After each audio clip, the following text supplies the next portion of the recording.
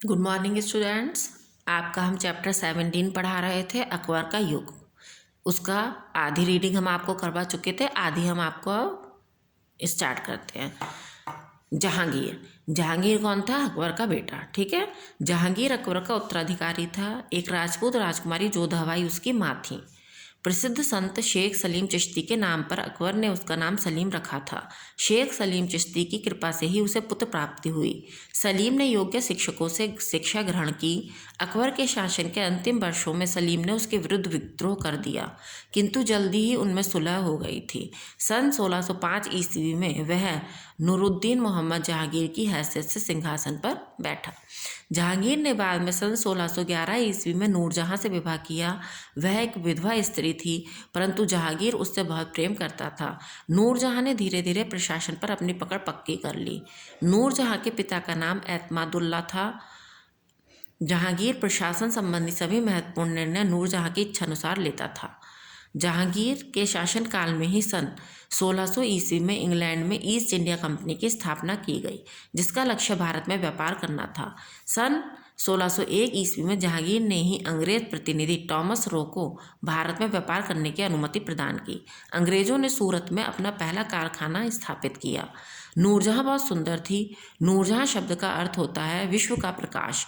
वह सौंदर्य की मलिका होने के साथ साथ बड़ी व्यवहार कुशल स्त्री थी। अपनी विद्वत्ती के कारण नूरजहां 16 वर्षों तक मुगल प्रशासन पर पूरी तरह छाई रही। सन 1627 ईस्वी में जहांगीर स्वर्ग सिधार गया। नूरजहां को बादशाह बेगम कहा जाता था। सिक्कों पर भी उसका नाम अंकित था। अब आता शाहजहां। शाहजहां कौन था? जहांगीर का बेटा। शाहजहां के बचपन का नाम खुर्रम था। वह जहांगीर और राजा उदय सिंह की पुत्री जगत गोसाई का पुत्र था। उसका विवाह आसफ खां की पुत्री अर्जुमंद बानो बेगम से हुआ था, जिसे शाहजहां ने मल्लिका ए जमानी की उपाधि दी थी। उसे वह प्यार से मुमताज कहता था। जहांगीर के बादशाह रहते उसने कई विद्रोह किए, किंतु हर बार वह पराजित हुआ। किंतु जहांगीर की मृत्यु 1627 के बाद सन 1628 ईस्वी में वह भारत का बादशाह बना और आगरा के सिंहासन पर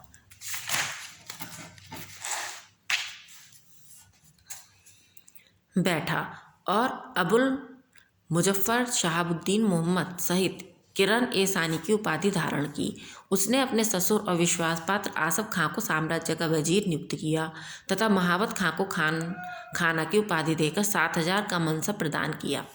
शाहजहां का काल सर्वाधिक शांति, विकास और वैभव का काल था, अतः इसे मध्यकाल का स्वर्ण युग कहा जाता था। शाहजहां मध्य एशिया पर भी अपना अधिकार करना चाहता था, अतः उसने सन 1645 ईस्वी में बल्ख को जीतने के लिए अपनी सेनाएं भेजीं, परंतु उन्हें सफलता प्राप्त नहीं हुई।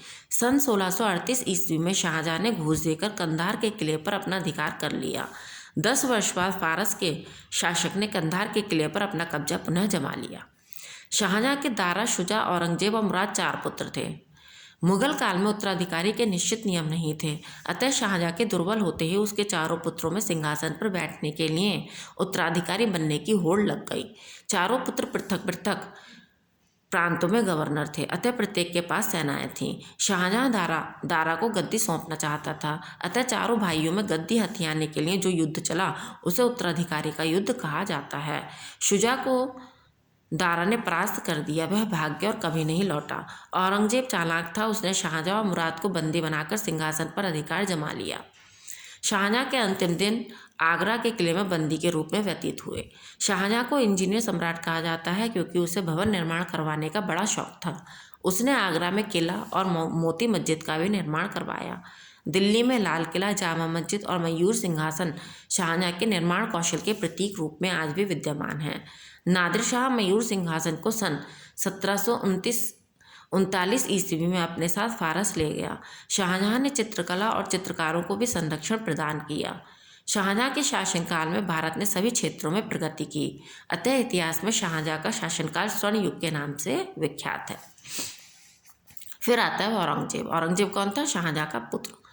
औरंगजेब अपने पिता को बंदी बनाकर वह अपने भाई के विद्रोहों का दमन करने के बाद सन 1659 ईस्वी में गद्दी पर बैठा था। उसका शासनकाल सन 1669 से 69 से सन 1707 ईस्वी तक था। उसने अपने शासनकाल के समय में विभिन्न संघर्ष किए व विद्रोहों का दमन किया। उसने मोइनुद्दीन मोहम्मद आलमगीर की उपाधि ग्रहण की। औरंगजेब ने अपने साम्राज्य का विस्तार किया।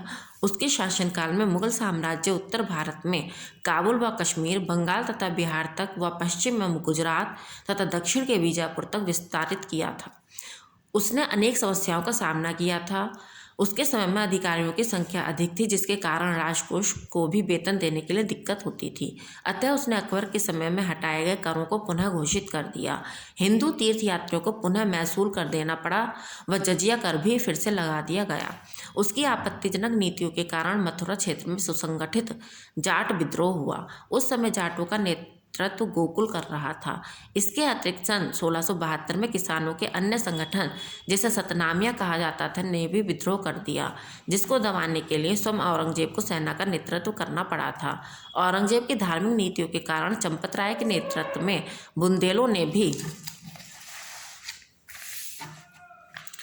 विद्रोह कर दिया। औरंगजेब के समय से चली आ रही मेवाड़ के राजपूतों से लड़ाई और तेज हो गई, जबकि शाहजहां और अकबर ने अपने अपने शासनकाल में उनसे मैत्रीपूर्ण संबंध स्थापित कर लिए थे।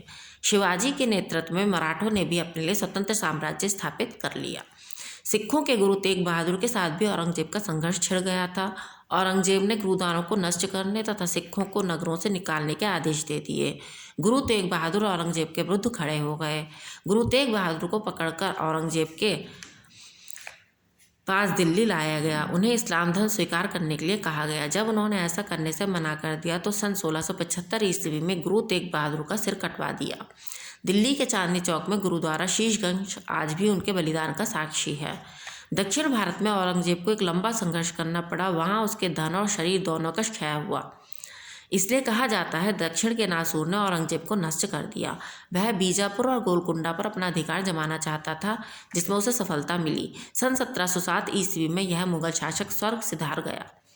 औरंगजेब एक अदूरदर्शी और कट्टरपंथी शासक था। उसकी नीतियों ने अकबर द्वारा संजोए गए विशाल और शक्तिशाली मुगल साम्राज्य को पतन का मार्ग दिखा दिया। बाद के मुगल शासक अयोग्य थे, ना तो वे कुशल प्रशासक थे और ना ही साहसी योद्धा। वे सरदारों के हाथों की कठपुतली मात्र बने रहे। सन 1738 से 39 ईस्वी में ईरान के आक्रमणकारी नादिर शाह ने दिल्ली पर आक्रमण कर दिल्ली को नष्ट कर दिया। उसने दिल्ली में कत्लेआम का आदेश दे दिया। वह मयूर सिंहासन और कोहिनूर हीरा भी लूटकर ईरान ले गया। इस प्रकार मुगल साम्राज्य का अंत हो गया और भारत के द्वारा अफगान लुटेरे अहमद शाह अब्दाली के लिए खुल गए। भारत के द्वार। अब आता है मुगल साम्राज्य का पतन। औरंगजेब की मृत्यु के पश्चात मुगल साम्राज्य का तेजी से पतन हुआ। मुगल दरबार सरदारों के बीच आपसी झगड़ों और षड्यंत्रों का केंद्र बन गया।